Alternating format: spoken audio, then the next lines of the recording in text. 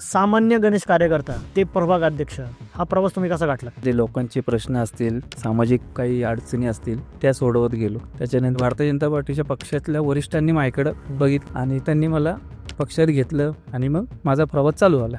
जेव्हा हेमंत रासने विरुद्ध रवींद्र धंगेकर ही लढत पुन्हा झाली तेव्हा हेमंत रासने विजयी ठरले. या निवडणुकीत तुमचा काय भाग होता? प्रत्येक कार्यकर्ता भाऊंच्या पाठीशी खंबीरपणे उभा राहिला आणि आम्ही 20,000ने विजयी झालो. असे 3 मुद्दे कुठले आहेत जे तुम्हाला वाटतं की नागरिकांना सगळ्यात जास्त त्रस्त करतात?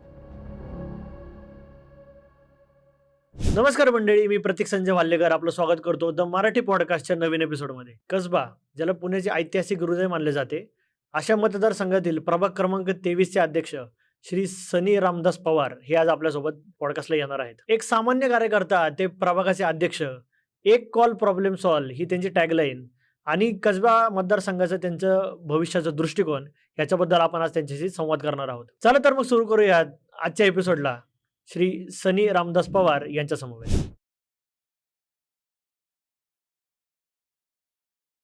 सनीजी नमस्कार. मी नमस्कार. तुमचं स्वागत करतो. सामान्य गणेश कार्यकर्ता ते प्रभाग अध्यक्ष, हा प्रवास तुम्ही कसा गाठला? मी पूर्व भागात राहिला आहे, नानापेठेत. आणि तिथे आमचं हिंदमाता तरुण मंडळ म्हणून आहे. 90 वर्ष जुनं मंडळ आहे. सामाजिक बांधिलकीची कास धरलेलं मंडळ आहे. आणि त्या गणपती मंडळाच्या माध्यमातून एक कार्यकर्ता म्हणून मी घडत गेलो. त्याच्यामध्ये लोकांचे प्रश्न असतील, सामाजिक काही अडचणी असतील त्या सोडवत गेलो. त्याच्यानंतर मंडळाचा कार्यकर्ता होता होता मंडळाचा अध्यक्ष झालो. आणि मग यातून मग माझा प्रवास चालू झाला. छोट्या मोठ्या अडचणी असायच्या लोकांच्या, त्या माझ्याकडे येत राहिल्या आणि मंडळाच्या माध्यमातून आम्ही त्या पूर्ण करत गेलो. त्यातला एक प्रसंग सांगायचा म्हटलं की माझा मित्र आहे, त्याला एक मोठी शस्त्रक्रिया करायची गरज भासली. अचानकपणे त्याला आजार मोठा झाला, खूप खर्च होता. त्यावेळेस त्याची परिस्थिती हलाखीची, माझी परिस्थिती हलाखीची होती. मग डॉक्टरांकडे जात होतो. प्रत्येक डॉक्टर वेगवेगळे सल्ले देत होता. त्याच्यातून आम्ही कुठं करायचं ऑपरेशन, काय करायचं, या सगळ्या गोष्टी विचार करण्यासारखा होता. पण त्याचा त्रास जो होता तो असह्य होता. मग एका डॉक्टरांनी ठरवलं की बाबा अशा पद्धतीने ऑपरेशन करावं लागेल, एवढा खर्च आहे. मग तो खर्च कसा करायचा, काय करायचं. मग मंडळ म्हणून आम्ही एकत्र आलो, सगळ्यांना एकत्रित केलं, एक रक्कम जमा केली. माझ्या मित्रांनी सुद्धा छोटीशी रक्कम केली. ते ऑपरेशन झालं, सक्सेस झालं. मग त्याच्यातून एक बोध घेतला की बाबा असे अनेकसे प्रश्न आहेत, वैद्यकीय असेल किंवा सामाजिक असेल, लोक येतात आपल्याकडे, ते कसे सोडवायचे. मग तो माझा प्रवास चालू आला मंडळाच्या माध्यमातून. आणि त्या माध्यमातून करता करता मी प्रभाग अध्यक्षपर्यंत आलो. म्हणजे माझ्यातलं संघटना तयार करायचं कौशल्य म्हणावं लागेल किंवा सगळ्यांना एकत्र करून काम करणं. जोपर्यंत तुम्ही सगळ्यांना एकत्र करत नाही तोपर्यंत कुठल्या प्रश्नांना तुम्हाला सामोरे जाता अशी शक्ती भेटत नाही. मग ते संघटनात्मक काम करण्याचं काहीतरी एखादा प्लॅटफॉर्म आपल्याला मिळावा, जेणेकरून ते काम पूर्ण व्हायला लागेल. आणि नंतर मग हे सगळं करत असताना माझ्या पक्षातलं म्हणजे भारतीय जनता पार्टीच्या पक्षातल्या वरिष्ठांनी माझ्याकडं बघितलं की हा कार्यकर्ता आहे, चांगलं काम करतो. मग ह्याच्याकडं म्हणजे माझ्याकडे बघण्याचा दृष्टिकोन त्यांचा वेगळा होता. मग त्यांनी मला बोलवलं, पक्षात काम कर. मग त्यांनी मला पक्षात घेतलं आणि मग माझा प्रवास चालू झाला. तुमचा प्रभाग हा वेगवेगळ्या जातींच्या लोकांपासून बनलेला आहे. सगळ्या जातींच्या लोकांना बरोबर घेऊन, सर्व धर्म, सर्व जातींच्या लोकांना एकत्र घेण्याचा तुम्ही निश्चय कसा केला आहे? तुम्ही त्यासाठी काही कार्यक्रम घेतले किंवा तुम्ही एक गणेश कार्यकर्ता आहे, तुम्ही फक्त हिंदू जातनं डोक्यात ठेवता, बाकी 18 पगड जातींच्या सुद्धा लोकांची बांधिलकी जपलेली. हे कसं झालं? याची सुरुवात कुठून झाली? मी हिंदमाता तरुण मंडळाचा अध्यक्ष होतो. या माध्यमातून मी बरेचसे कार्यक्रम केले. आमचा पूर्व भाग 18 पगड जातीचा आहे. सर्व धर्माचे लोक तिथे राहतात गुण्यागोविंदाने. नंतर हिंदू, मुस्लिम आहे, शीख आहे, जैन आहे, लोहार आहे, चांभार आहे आणि सर्व धर्माचे लोक तिथे असतात. आणि मग मी काय केलं, आत्तापर्यंत पूर्व भागामध्ये गणेश मंडळांनी कार्यक्रम करतात, नाही असे नाही, समाज प्रबोधनाचे कार्यक्रम करतात. मी प्रत्येक धर्मातील धर्मगुरूंची म्हणा किंवा महाराजांची म्हणा ही जयंती साजरी करत गेलो. डॉक्टर बाबासाहेब आंबेडकरांची जयंती साजरी केली. छत्रपती शिवाजी महाराजांचा शिवजयंती उत्सव साजरा केला. महावीर जयंती साजरी केली. मुस्लिम प्रभाग आहे तर त्यांच्या काही जयंत्या किंवा काही उत्सव असतात, तिथे सहभागी झालो, तिथे योगदान दिलं. अशा पद्धतीने मी एक काम करत असताना ही लोक सगळी माझ्याकडं एकवटली गेली आणि आम्ही संघटितपणे काम करत राहिलो.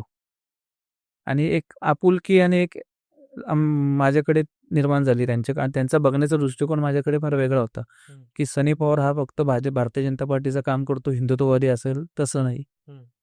ते सगळ्यांना धरून काम करत गेलो. त्यामुळे मला त्यांना एकत्र आणण्यासाठी मला जास्त काही ताण पडला नाही. असा एक कुठला क्षण आठवतो का तुम्हाला, की तुम्हाला वाटलं की तुम्ही आता सामाजिक कार्यातनं तुम्ही आता राजकीय कार्यात जायला पाहिजे? मला करोनाचा पिरियड आठवतो. करोना काळामध्ये आम्ही थांबलो नाही. म्हणजे गणेश कार्यकर्ते माझ्यासोबत होते मंडळाचे, खांद्याला खांद्याला लावून आम्ही म्हणजे ते घाबरलो नाही. बाहेर पडलो. लोकांना काय मदत पाहिजे असेल ती देत गेलो. मग त्याच्यातून कोणाला साहित्य लागेल, रेमडेसिवीरची इंजेक्शन वगैरे काय असेल ते कुठल्या ना कुठल्या माध्यमातून आम्ही ते दिले.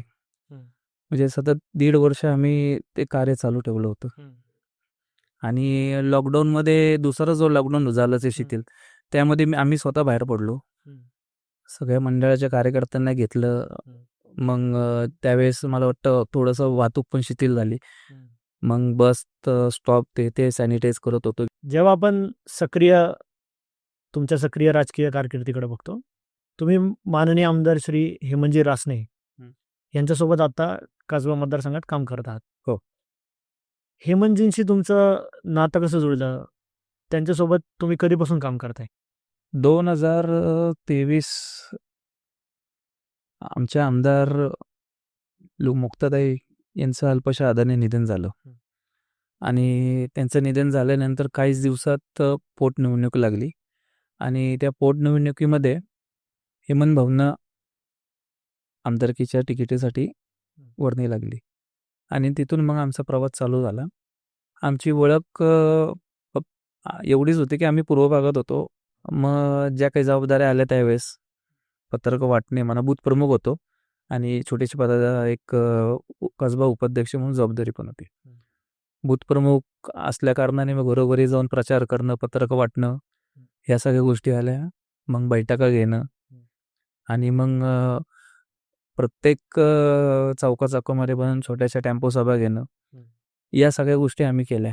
भाऊंनी केलेली कामं पोचवली, परंतु वेळ कमी मिळाल्यामुळे आम्हाला थोडासा त्याच्यामध्ये पराभव झाला कमी मताने. तो भाऊंनी स्वतः स्वीकारला. कुठल्याही पदाधिकाऱ्याला किंवा कोणालाही काय सांगितलं नाही की हा तुमच्यामुळे झालाय किंवा काय. त्यांनी स्वतः त्याचा स्वीकारला. पण त्यांनी त्याच्या दुसऱ्याच दिवशी त्यांचं काम चालू ठेवलं. मग आम्हाला विश्वासात घेतलं. त्याच्या अगोदर एक बैठक छोटीशी झाली की आम्हाला काम करताना कशा पद्धतीने तुम्हाला गोष्टींना सामोरं जावं लागतंय. आम्ही प्रभाग 17 काम करतो. आजपर जी 20-25 वर्षाचे अनुभव आले ते त्यांच्यासमोर मांडले.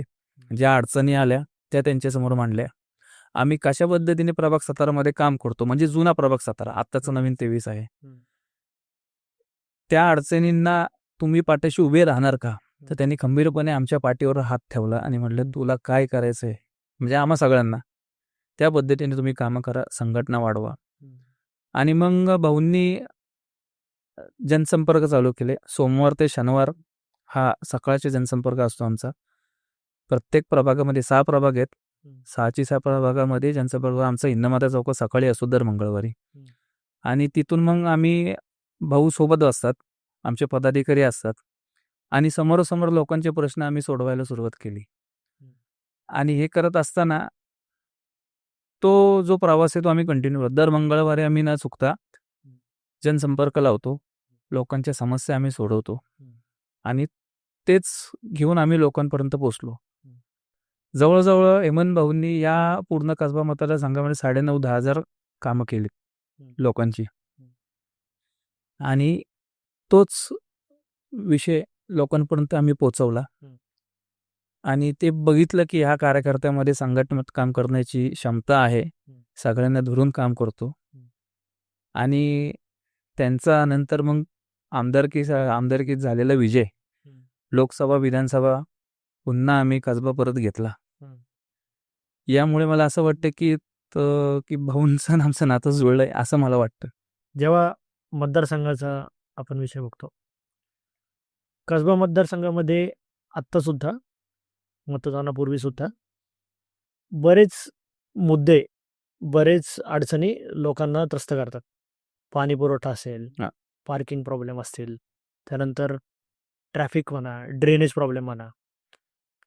असे तुमच्या मतदारसंघातील, तुमच्या प्रभागातील असे 3 मुद्दे कुठले आहेत, जे तुम्हाला वाटतं की नागरिकांना सगळ्यात जास्त त्रस्त करतात?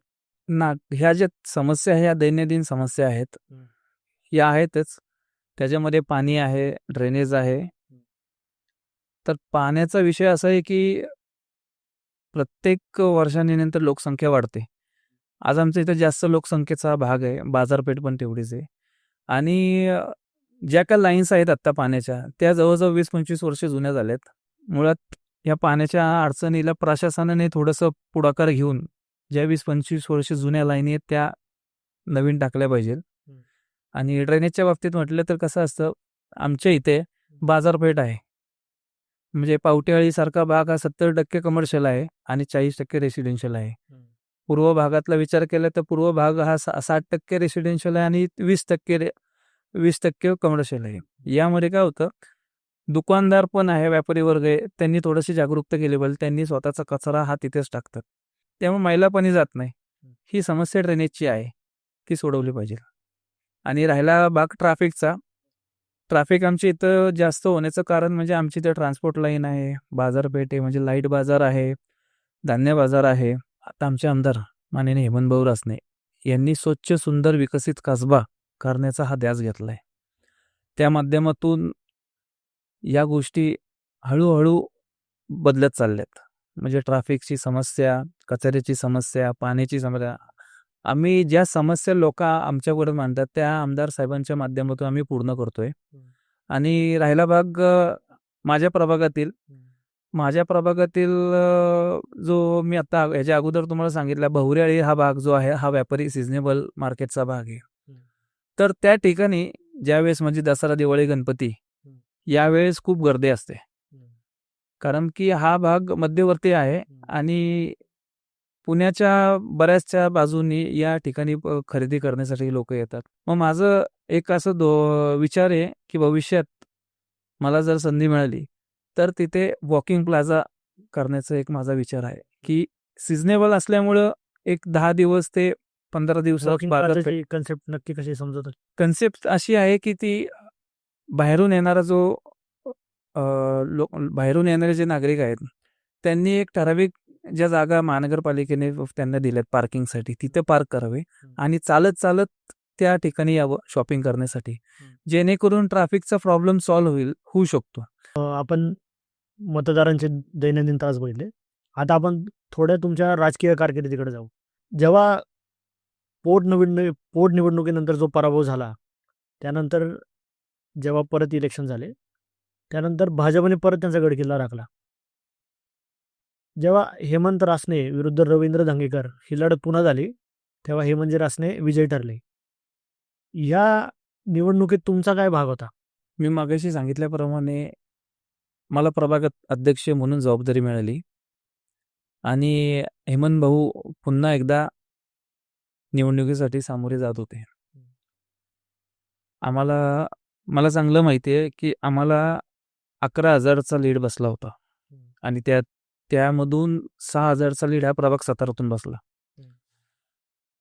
त्याच्यानंतर मग ज्यावेळेस भाऊंना संधी मिळाली, आम्ही त्यापेक्षा जोमाने जास्त कामाला लागलो. भाऊंनी विजयी व्हायच्या अगोदर आम्हाला विचारलं होतं, मलाही विचारलं, सनी तुझ्या प्रभागात काय होणार? मी म्हटलं, भाऊ आपण समांतर चालूया, कारण की आपण लोकांपर्यंत पोचलोय, कामं घेऊन गेलोय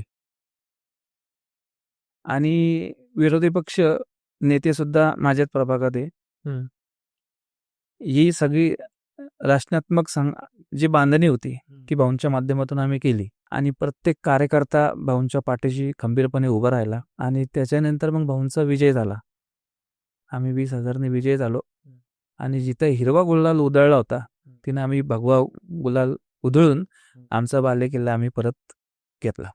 जेव्हा एवढ्या कमी कालावधीत जेव्हा एक पोटनिवडणूक होते आणि त्यानंतर परत जेव्हा निवडणूक होते, असा काय फरक पडला एवढ्या कमी कालावधीत की भाजपला परत विजय झाला? आम्ही लोकांपर्यंत त्यांच्या समस्या सोडवण्यामध्ये पुढे राहिलो आणि एक विकासाचं धोरण घेऊन आम्ही पुढे गेलो. एक विजन होतं भाऊंकडं कसबासाठी, ते आम्ही लोकांसमोर मांडलं. तुमची एक टॅगलाईन आहे, एक कॉल प्रॉब्लेम सॉल्व. हं. या टॅगलाईन बद्दल जरा नीट सांगा की नक्की टॅगलाईन काय आहे, तुमची प्रोसेस कशी आहे, नक्की याचा किती आतापर्यंत उपयोग झाला लोकांना? ही टॅगलाईनच्या बाबतीत सांगायचं म्हटलं तर हे लोकांनी सुचवलंय आणि ते रुजू झालं असं मी समजतो का नाही मला माहित नाही. पण लोक ज्यावेळेस माझ्याकडे अडचणी घेऊन येतात, समस्या घेऊन येतात, तर मी त्यांना एवढं सांगतो की ठीक आहे, तुमचं काम जे काय असेल ते 1-2 तासात मी पूर्ण करून देतो. भाऊंनी आम्हाला प्रशासन अधिकारी यांना विश्वासात घेऊन जी काही कामं असेल ती पूर्ण करण्यासाठी आम्हाला सहकार्य करावे. या माध्यमातून मग काय व्हायला लागलं, लोकांच्या मी रोज कमीत कमी 2-3 कामं सार्वजनिक कामं ही मार्गी लावतो. त्यामुळे लोकांना ते एक कॉल प्रॉब्लेम सॉल्व म्हणजे आज अशी परिस्थिती आहे की काही विरोधी पक्षातील मंडळी मला फोन करतात की सनी असं असं आमच्या प्रभागात ही थोडीशी अडचण आहे बघ, मग ते मी पूर्ण करत असतो. त्यामुळे ते एक कॉल प्रॉब्लेम सॉल्व रुजू झाले असं वाटतंय. आपण तुमची राजकीय ओळख बघितली, तुमची थोडी राजकीय कारकीर्द, तुमची पोटनिवडणूक असू दे, आमदारकीची निवडणूक असू दे, त्याच्यात तुमचा सहभाग बघितला. आता आपण भविष्याकडे वळतोय. तुमच्या मतदारसंघात, कसबा मतदारसंघातील प्रभाग क्रमांक 23, प्रभाग क्रमांक 23 बद्दल मला तुमचं पुढचं विजन ऐकायचं आहे. प्रभाग क्रमांक 23 तुम्ही पुढच्या 5 वर्षात कसा बदललेला बघता? प्रभाग क्रमांक 23 हा पूर्व भागात आहे. त्यामुळे तिथे तालमी आहेत, जवळजवळ 5-6 तालमी आहेत आणि आत्ताचा युवा वर्ग जो आहे तो मोबाईलकडे जो वळला आहे, त्या तालमीची व्यवस्था जर व्यवस्थित केल्या, तिथं साहित्य जर व्यवस्थित केलं, त्याची डागडुजी केली तर युवा वर्ग नक्कीच व्यायामाकडे वळेल. आणि दुसरं म्हणजे लायब्ररी नाही आहेत प्रभागात. सुशिक्षित प्रभाग आहे, वर्ग आहे सुशिक्षित, पण लायब्ररी असल्यामुळं कुठं वाचन होत नाही. एक लायब्ररी आम्ही प्रभागात उघडण्याचं माझं एक धोरण आहे की बऱ्याच ठिकाणी लायब्ररी उघडाव्या. आता जे बघताय तुम्ही महिलांवर जे काही अत्याचार होतात, ते छेडछाड होती, तर एक प्रशिक्षण वर्ग प्रभागामध्ये चालू करावे, जेणेकरून स्वतः महिला आत्मनिर्भर राहतील. हा एक विचार डोक्यात आहे. प्रशिक्षण वर्ग चालू करावे आणि बाजारपेठ असल्यामुळं ज्या काही ठिकाणी चोऱ्या होतात, CCTV कॅमेरे सगळीकडे बसवण्यात यावे. हे एक धोरण माझं आहे. आपण तुमचा भविष्याचा दृष्टिकोन बघितला. आता आपण एक छोटा रॅपिड फायर राऊंड खेळणार आहे. तुम्हाला मी 5 प्रश्न विचारणार आहे, ज्याची तुम्हाला पटकन न विचार करता उत्तर द्यायचे. एका वाक्यात असतील, एका शब्दात असतील, जसा प्रश्न असेल तसा. करूया सुरू? हो, चालेल. कसब्याचं एका शब्दात कसं वर्णन करायचं? कसबा स्वच्छ, सुंदर, विकसित आणि ट्रॅफिक मुक्त व्हावा. तुमचा राजकीय आदर्श कोण? राजकीय आदर्श हेमंत बोरासने. तुमचा सर्वात मोठा विरोधक कोण? मी स्वतःच. एक समस्या लगेच सोडू शकता, ती कुठली असेल? ती पाण्याची.